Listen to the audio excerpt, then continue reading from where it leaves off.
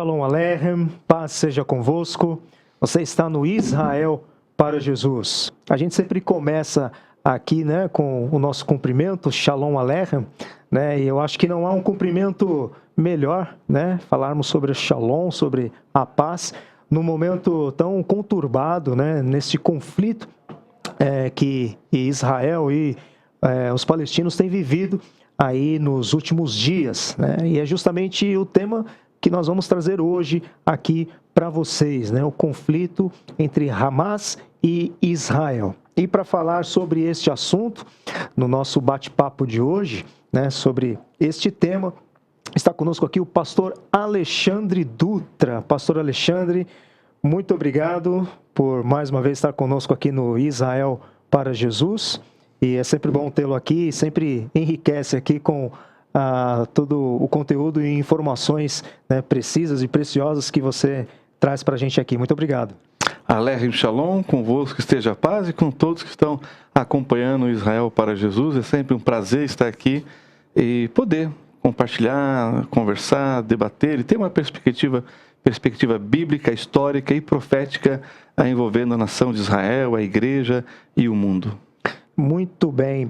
Pastor Alexandre, você que acompanha o Israel para Jesus, com certeza você já conhece o pastor Alexandre, diretor do Amigos de Sião, organização que trabalha também, né, pró-Israel, e é um dos nossos docentes convidado, né, é pastor, mestrado em estudos judaicos pela USP, mestre em estudos judaicos pela USP, né? Tem aqui o livro, né, Israel, a Igreja e o Mundo. Já já a gente vai falar um pouquinho também sobre o livro, que nós já apresentamos aqui também, né?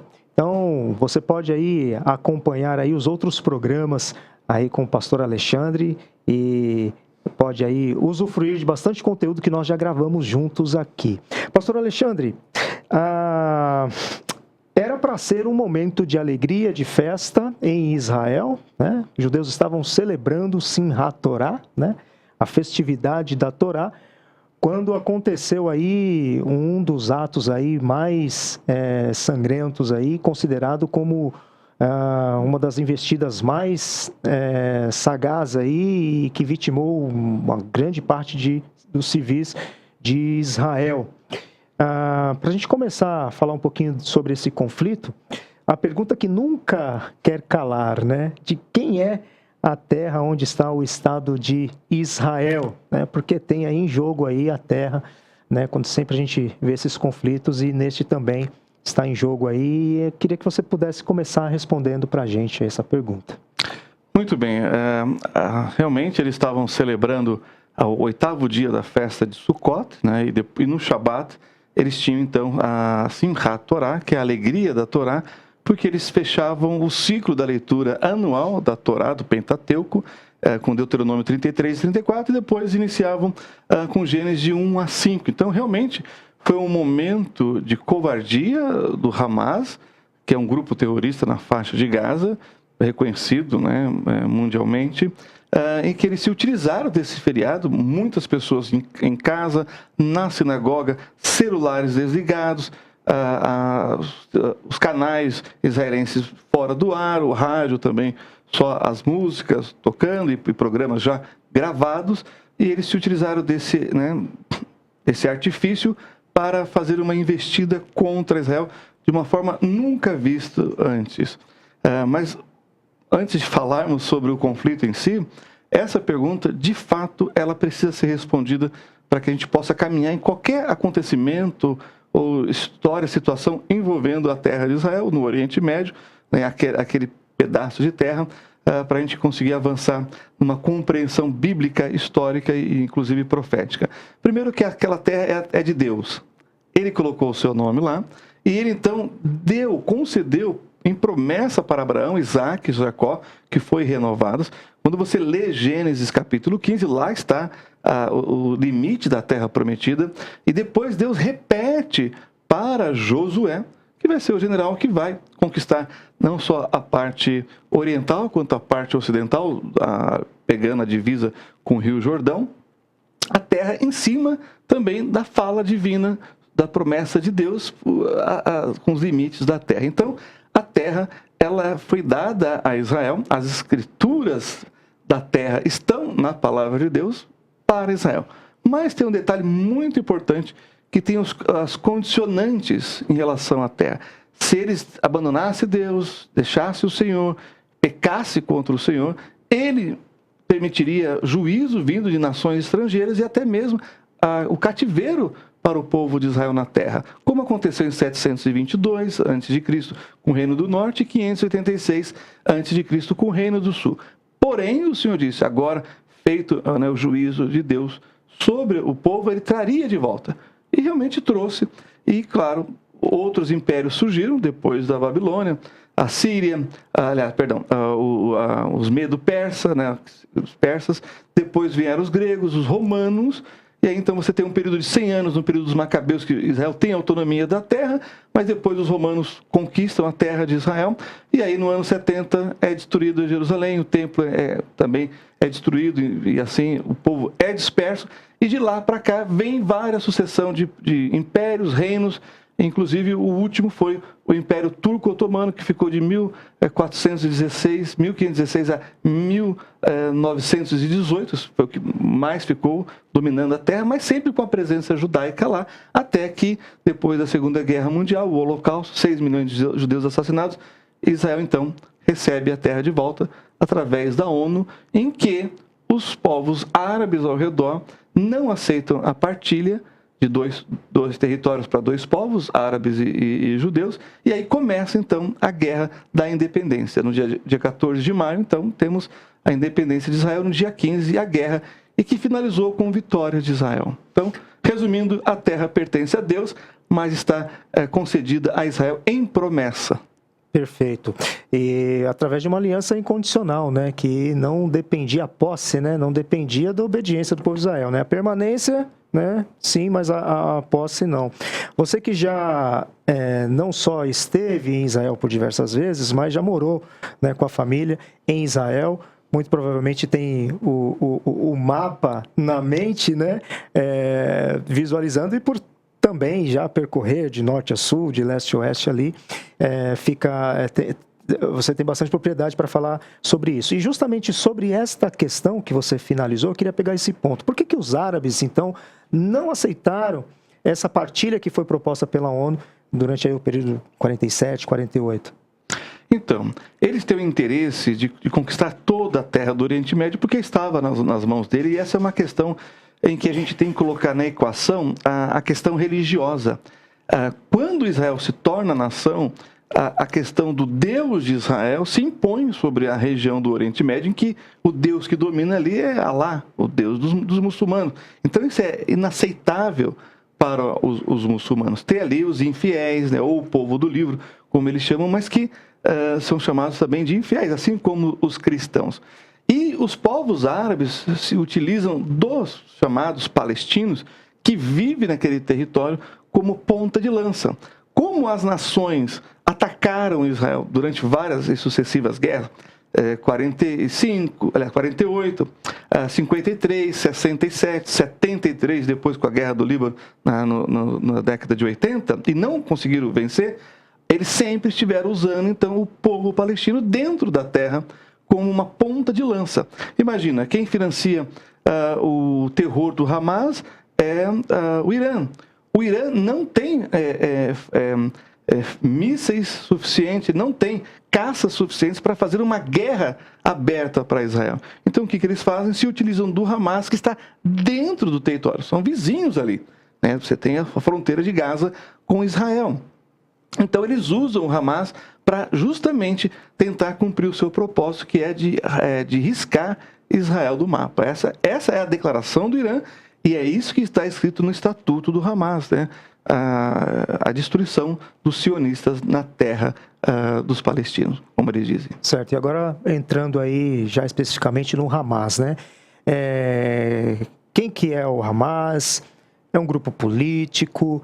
É um grupo terrorista? No que eles acreditam? O que reza o estatuto, a cartilha? Quem que é o Hamas?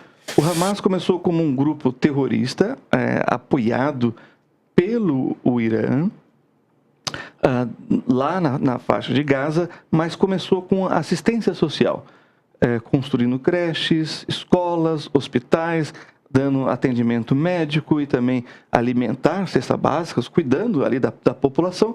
Isso foi dando a eles uma certa projeção política. Mas o seu objetivo era, e vai surgir na década de 80, no ano de 87, que é fundado o Hamas, e ele começa a ter uma certa influência na região, porque a autoridade palestina que está governando a faixa de Gaza e a Cisjordânia está começando a fazer acordos com Israel, que está dando para eles uma certa estabilidade na região, né? E isso para o Hamas é uma afronta e um sinal de fraqueza para eles. Viram assim. Por isso que eles se tornaram um partido político, concorreram e ganharam do Fatah, e aqueles que saíram antes com medo salvaram as suas vidas, porque aqueles que ficaram foram assassinados, presos, e tem um relato muito interessante, todo mundo sabe disso, de jogar candidatos, né, do Fatah de cima de prédios, lá de cima para morrer, né, na queda, assim como também aqueles que foram feridos e conseguiram ser socorridos por ambulâncias, de pedir para levar para os hospitais em Israel, não na faixa de Gaza. E aí perguntaram por quê? Porque eu sei que lá em Israel vão cuidar de mim, não vão me matar. Mas se me levar para um hospital em Gaza, o grupo rival, político, terrorista, vão vir aqui e vão terminar de me matar. Tem essas falas e está registrado na época, quando teve a eleição, nós estamos falando há 10 anos atrás. Então, o Hamas tem essa característica de ser mais agressivo, mais violento, para justamente manter o terror e essa ponta de lança no Oriente Médio, que é o que retroalimenta o Hamas. Se o Hamas começar a discutir, querer o bem da população e fazer acordos com Israel, ele perde o sentido de ser. Porque no seu estatuto está lá a destruição de todos os sionistas na terra da Palestina.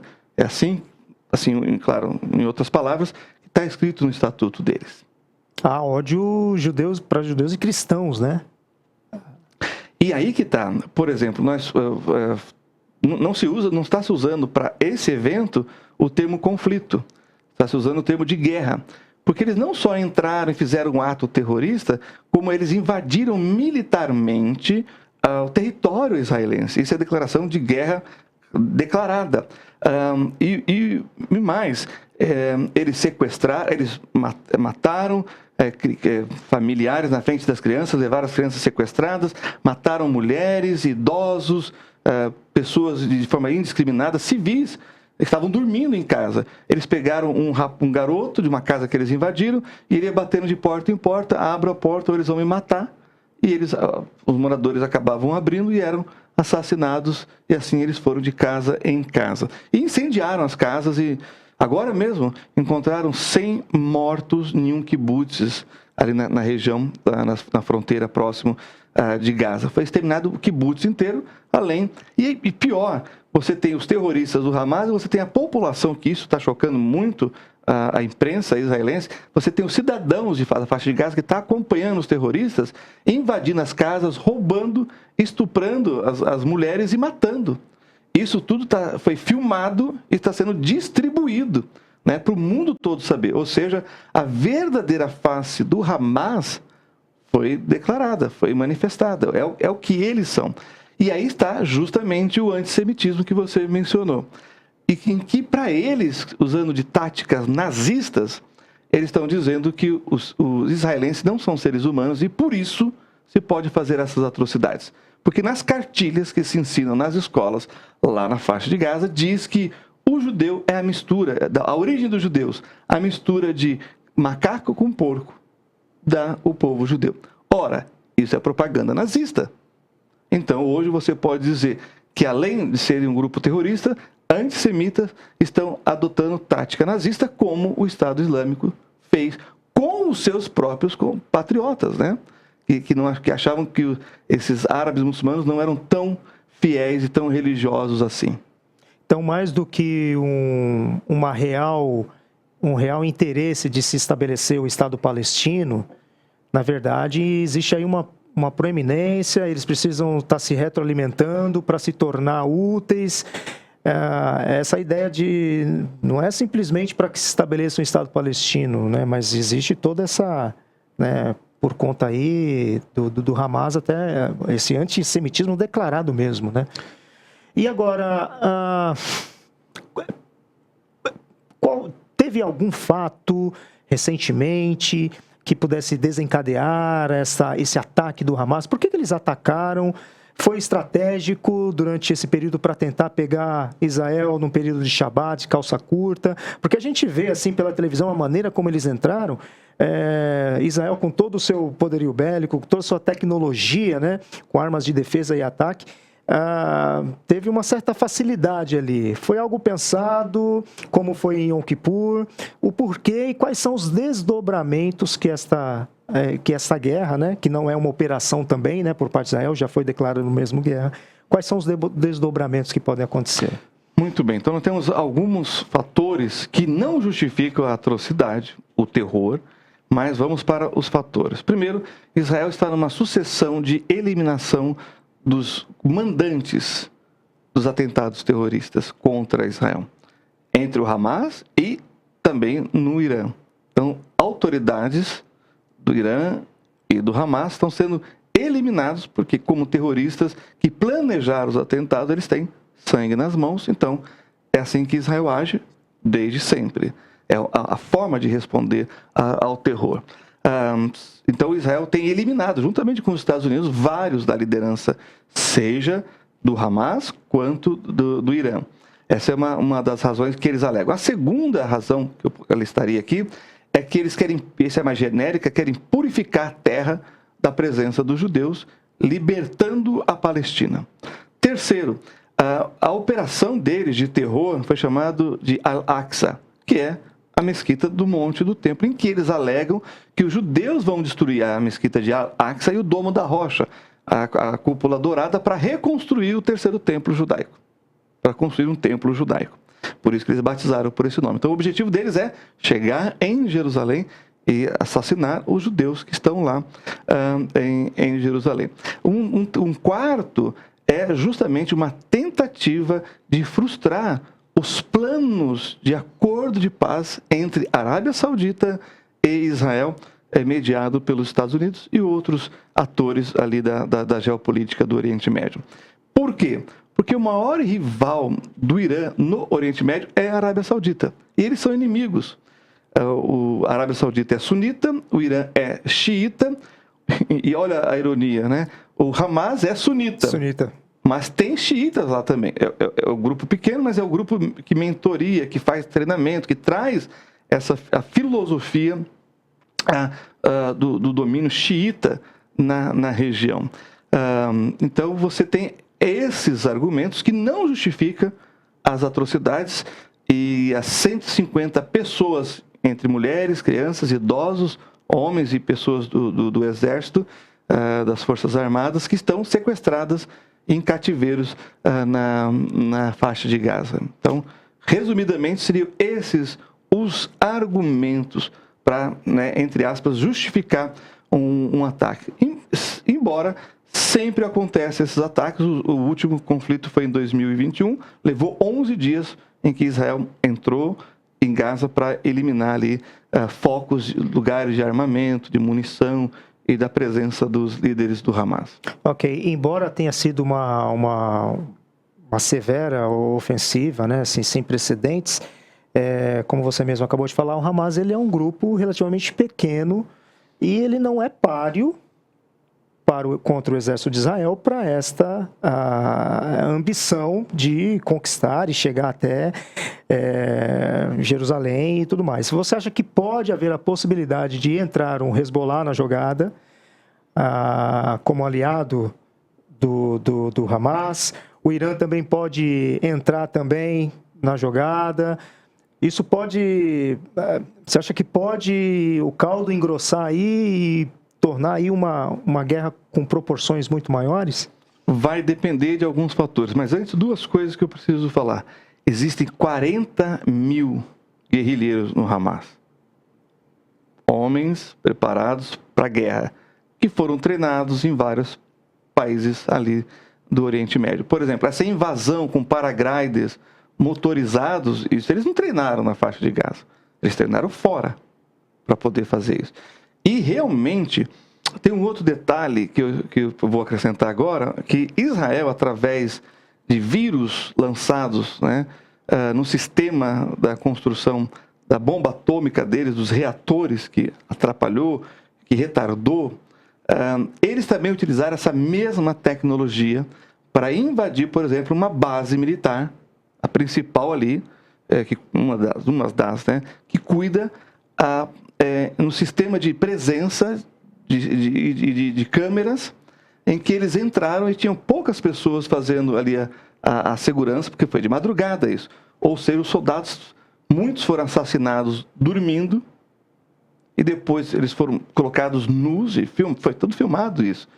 Eles foram assassinados, colocados nus, e eles pegaram as fardas desses soldados e vestiram e entraram em Israel. Não é? Então, tem essa questão também. Agora, por que depende? O Hezbollah já lançou 2 morteiros, recentemente, para um território onde é o território que tem ali uma certa flexibilidade, largueza, em que é libanês, mas também tem alguma comunidade judaica ali. As fazendas ali, que né? são chamadas fazendas. Exatamente. Nós estivemos lá em julho, na caravana dos amigos de Sião, e fomos até as colinas do Golã. Vimos ali os túneis onde ficavam, né, os soldados libaneses, mas que Israel conseguiu conquistar. Bem, então 2 morteiros para dizer, olha, não nos atraiam para essa guerra, não queremos essa guerra. É uma outra proposta. O Líbano está em crise, né, humanitária, econômica. Eles estão até tentando fazer negócios com Israel para poder explorar o gás ali do Oriente, do Mar Mediterrâneo. Então, eles não querem entrar. Mas se a coisa se agravar, é capaz que o Hezbollah, no caso, entre. Né? Eles já sinalizaram que não querem entrar. Israel, tudo bem, não quer também que eles entrem. Mas, dependendo de como for, por exemplo, tem 100 mil soldados israelenses para a faixa de Gaza e agora convocaram 360 mil.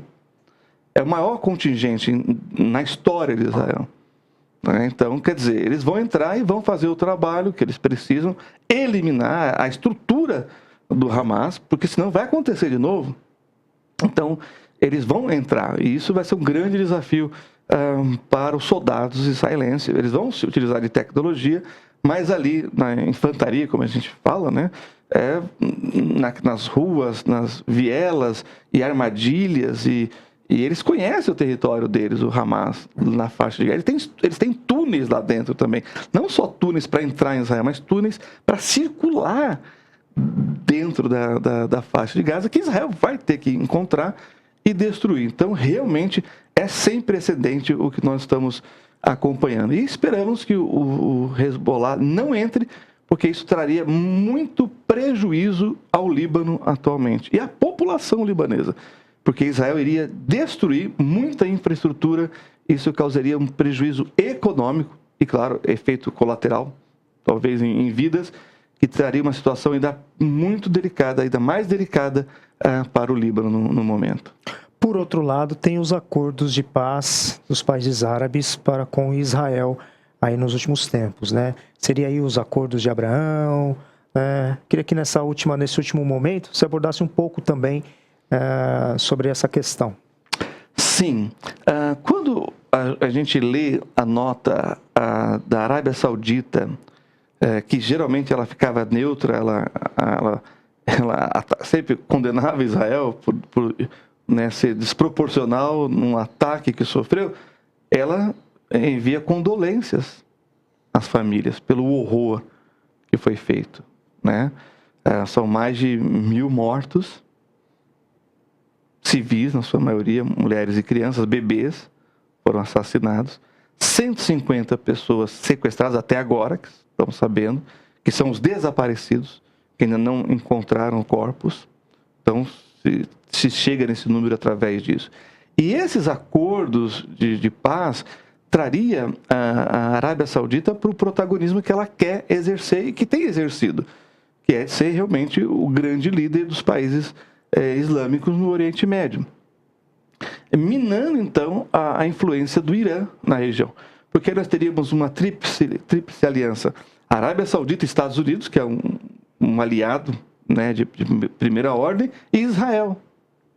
E isso então faria realmente traria uma vitória desse grupo contra o Irã, né, e a Síria, o Hezbollah no Líbano e o Hamas na faixa de Gaza. Isso seria uma derrota política, geopolítica para o Irã. Por isso essa agressividade, por isso essa guerra iniciada, né?